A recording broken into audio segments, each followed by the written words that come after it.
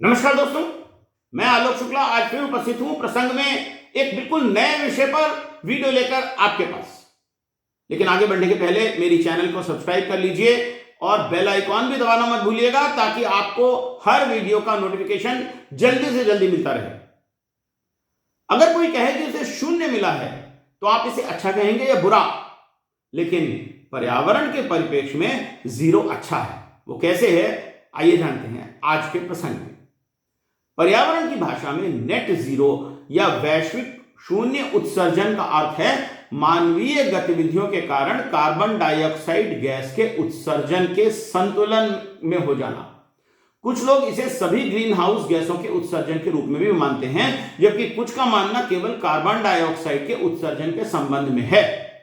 इसके लिए उत्सर्जन को कम करने की आवश्यकता है।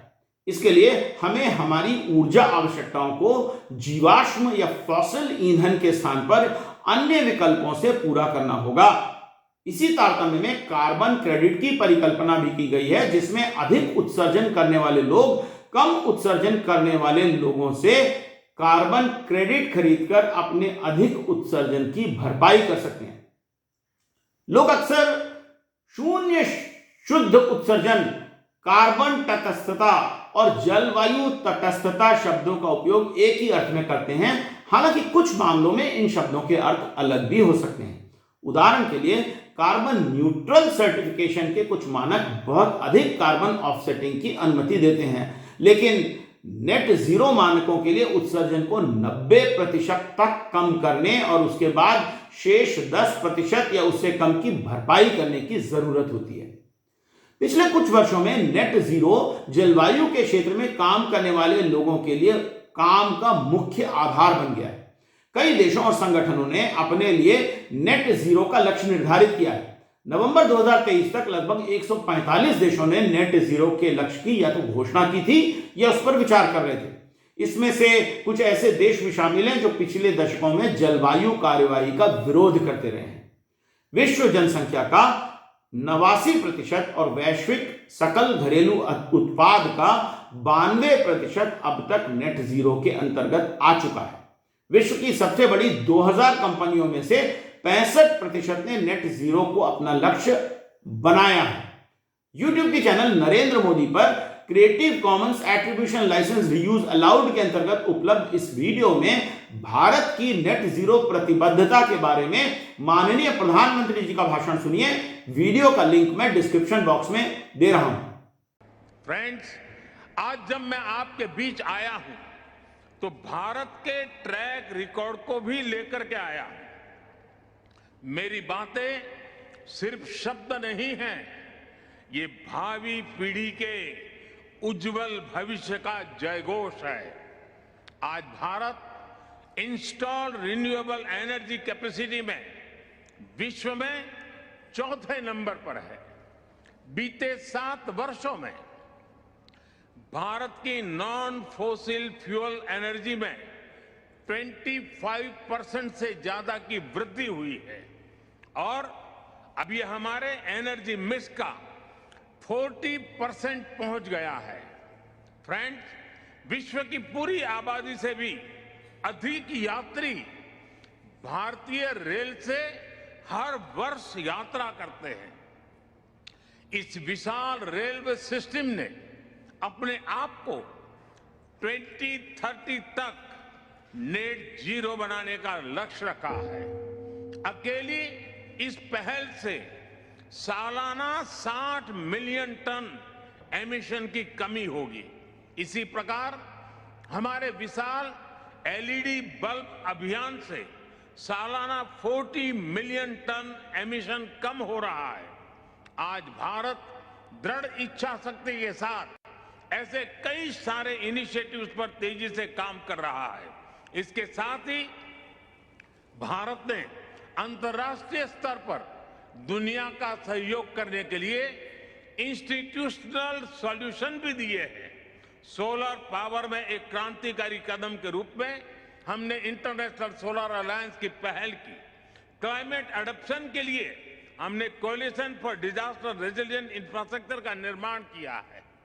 ये करोड़ों जिंदगियों को बचाने के लिए एक संवेदनशील और महत्वपूर्ण पहल है। इस सब को सुनकर आपको लगा होगा कि हमने पर्यावरण के क्षेत्र में बहुत अच्छा काम किया, लेकिन सच्चाई ये भी है कि नेट जीरो वास्तविक दावों से अभी बहुत दूर है। नेट जीरो के प्रति प्रतिबद्धता के दावों के बावजूद अधिकांश की विश्वसनीयता बहुत कम है। आज तक कोई ऐसा राष्ट्रीय कानून नहीं बना है जो उस देश की कंपनियों को कानूनी तौर पर नेट जीरो हासिल करने के लिए बाध्य करता हो। सन 2000 के दशक के अंत तक वायुमंडल, महासागर और कार्बन चक्र पर शोध और कार्बन डाइऑक्साइड उत्सर्जन और उसके प्रभावों से नेट जीरो का विचार उत्पन्न हुआ। इस शोध में पता चला कि ग्लोबल वार्मिंग तभी रुकेगी जब कार्बन डाइऑक्साइड उत्सर्जन को शून्य तक कम कर दिया जाएगा। पेरिस समझौते में पहली बार कहा गया कि दुनिया को इस सदी के उत्तरार्ध तक मानव जनित उत्सर्जन और ग्रीन हाउस गैसों के निष्कासन के बीच संतुलन हासिल करना ही होगा। जलवायु परिवर्तन पर अंतर सरकारी पैनल द्वारा सन 2018 में 1.5 डिग्री सेल्सियस ये SR 15 के ग्लोबल वार्मिंग पर अपनी विशेष रिपोर्ट प्रकाशित की थी। इसमें नेट जीरो शब्द को उपयोग किया गया था, जिससे नेट जीरो को बहुत लोकप्रियता मिली। इस रिपोर्ट में कहा गया है कि वैश्विक मानव जनित कार्बन डाइऑक्साइड उत्सर्जन के नेट जीरो तक पहुंचने और उसी स्तर पर बनाए रखने और गैर कार्बन डाइऑक्साइड रेडिएटिव फोर्सिंग के कम होने से बहुदशकीय समय पैमाने पर मानव जनित ग्लोबल वार्मिंग रुक जाएगी। तो इसमें कुछ महत्वपूर्ण चीजें हैं। एक तो यह है कि इसको जीरो करना है, और दूसरा यह कि बहुदशकीय समय पैमाने पर हम बात कर रहे हैं, लंबे समय में बात कर रहे हैं। शॉर्ट टाइम में शायद फिर भी ग्लोबल वार्मिंग होती ही रहे। कार्बन डाइऑक्साइड को वनस्पतियां और महासागर सोख लेते हैं। कार्बन डाइऑक्साइड का उत्सर्जन शून्य हो जाने पर भी वो कार्बन डाइऑक्साइड को सोखते ही रहेंगे। इससे वातावरण में कार्बन डाइऑक्साइड कम होती जाएगी, जिसके कारण दशकों या सदियों तक वैश्विक तापमान स्थिर रहेगा। कार्बन डाइऑक्साइड के साथ साथ मीथेन, नाइट्रस ऑक्साइड और फ्लोरिनेटेड गैसों जैसी अन्य ग्रीन हाउस गैसों के बजाय अकेले कार्बन डाइऑक्साइड के लिए नेट जीरो उत्सर्जन तक पहुंचना थोड़ा आसान होगा। मीथेन जैसी गैसें जलवायु प्रणाली में कार्बन डाइऑक्साइड की तरह जमा नहीं होती हैं, इसलिए बहुदशकीय ग्लोबल वार्मिंग को रोकने के लिए इन्हें शून्य करने की आवश्यकता नहीं है।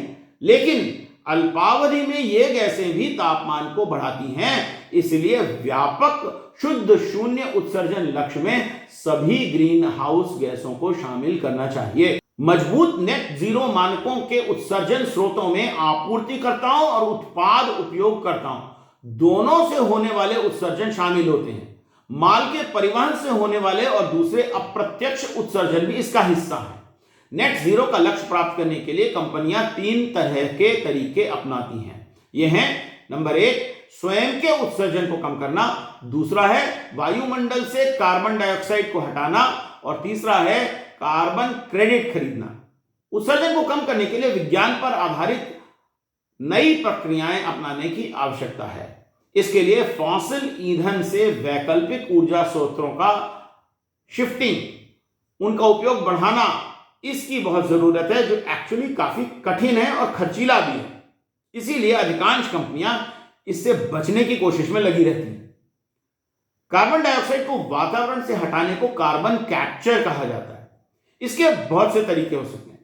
पहला तरीका है कि बड़े पैमाने पर पेड़ लगाए जाएं, उससे फोटोसिंथेसिस होगा और पेड़ और उनके पत्ते कार्बन डाइऑक्साइड को सोख लेंगे। लेकिन ये इतना आसान नहीं है। पर्यावरणविदों का यह भी कहना है कि कार्बन कैप्चर के लिए अगर मोनोकल्चर प्लांटेशन बहुत बड़े पैमाने पर किया गया तो इकोसिस्टम की डाइवर्सिटी के लिए भी अच्छा नहीं होगा। दूसरा तरीका है पौधरोपण करके बायो एनर्जी का उत्पादन करना। इसे कार्बन कैप्चर और भंडारण के साथ बायो एनर्जी या BECCS कहते हैं। इक्विटी और संसाधनों के संवितरण पर पड़ने वाले विपरीत प्रभावों के कारण इस तरीके की भी आलोचना होती है। इसके बारे में YouTube के चैनल स्टॉकहोम एनवायरनमेंट इंस्टीट्यूट पर Creative Commons attribution licence reuse allowed के अंतर्गत उपलब्ध इस वीडियो को देखिए। वीडियो का लिंक मैं डिस्क्रिप्शन बॉक्स में दे रहा हूं।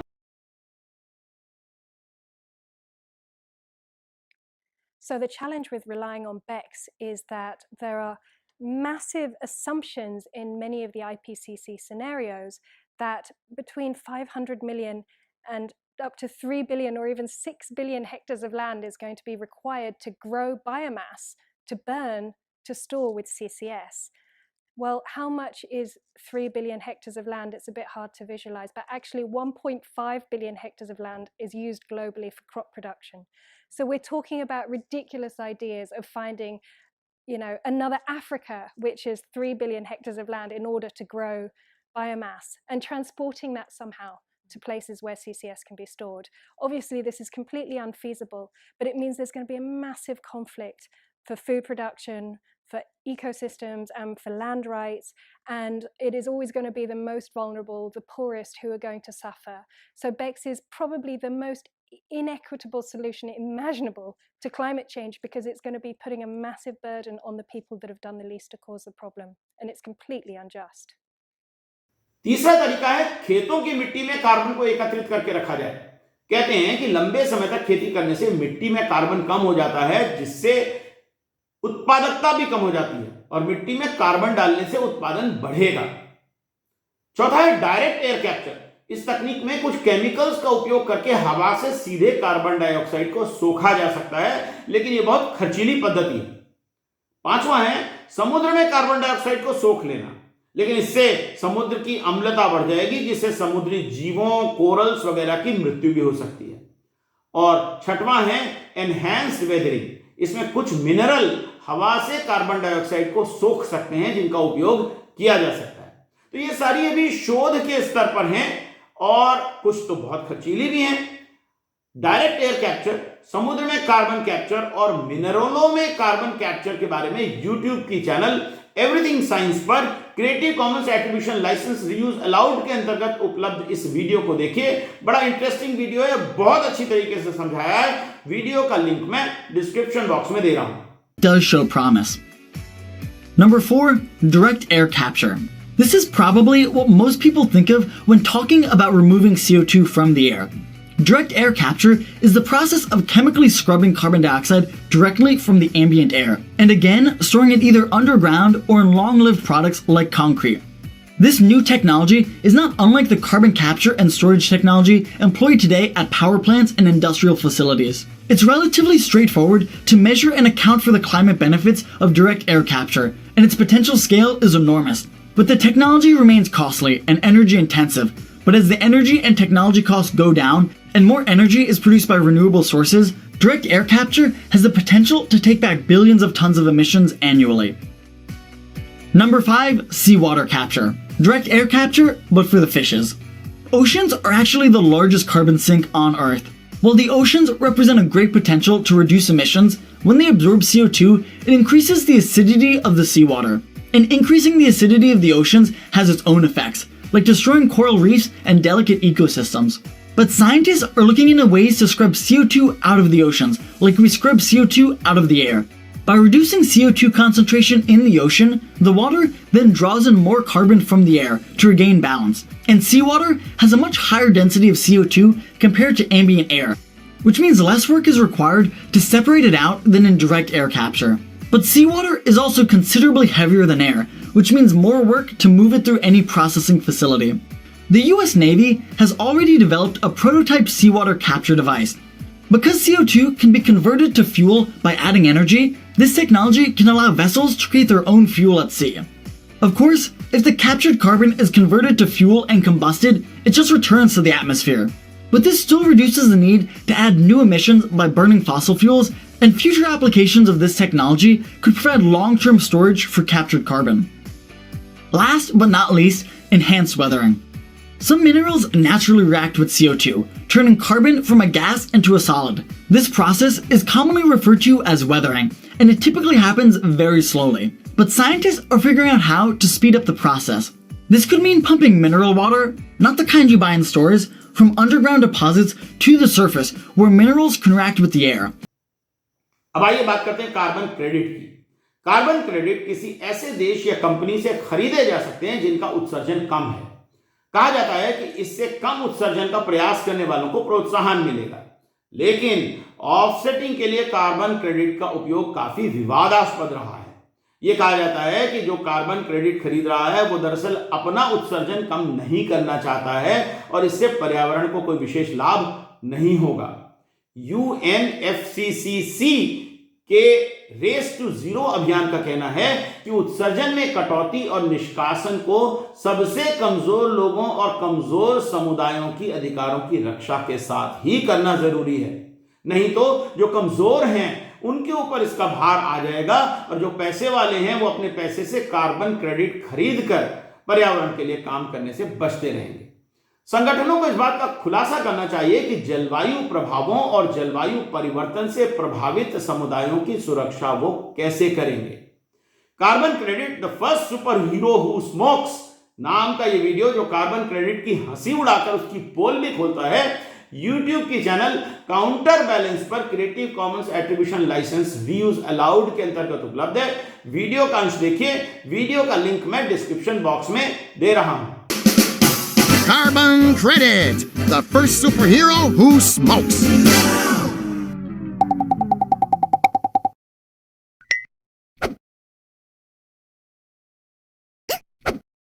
Like it?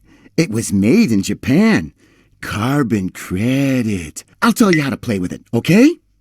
Just let me read the instructions first. Now, shoot, they're in Japanese. Well, never mind. We'll just need to look at the pictures. I'll show you. Every country is allowed a set amount of carbon, CO2, and other greenhouse gas emissions. If a country should exceed this limit, it'll have to buy allowances from other countries to offset global pollution. All clear so far? Are you with me? Now, how can we make big multinational corporations avoid paying? How can we make it worthwhile for them too? This is a job for Carbon Credit, the only superhero who smokes. Real genius is at work here. I know, new outfits, cigarettes. There are some costs involved, sure. Don't worry. In time, the market will fix it all, and eventually it will turn out to be a really good deal.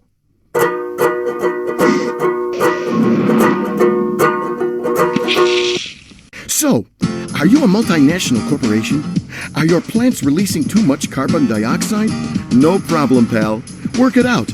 Just buy carbon credit, and you can keep up the bad work with the blessing of the international community. अंतर्राष्ट्रीय मुद्रा कोष ने अनुमान लगाया है कि net zero का लक्ष्य प्राप्त करने के लिए वैश्विक सकल घरेलू उत्पाद का लगभग 2% व्यय करना होगा और क्लाइमेट चेंज का असर कम होने से वैश्विक सकल घरेलू उत्पाद में 9% की बचत होगी। इस तरीके से वैश्विक सकल घरेलू उत्पाद में दरअसल 7% की वृद्धि होगी। तो this makes economic sense also. विश्व जनसंख्या समीक्षा के अनुसार कई देशों ने शुद्ध शून्य या शुद्ध नकारात्मक कार्बन उत्सर्जन का लक्ष्य प्राप्त कर लिया है। ये देश हैं Bhutan, Comoros, Gabon, Guyana, Madagascar, Panama और सूरीनाम। लेकिन विश्व संसाधन संस्थान का कहना है कि इन देशों में ग्रीन हाउस गैसों का उत्सर्जन तो पहले की तरह ही हो रहा है, लेकिन वन अधिक होने के कारण इसमें कार्बन जमा नहीं होता, वन कार्बन को सोख ले रहे हैं।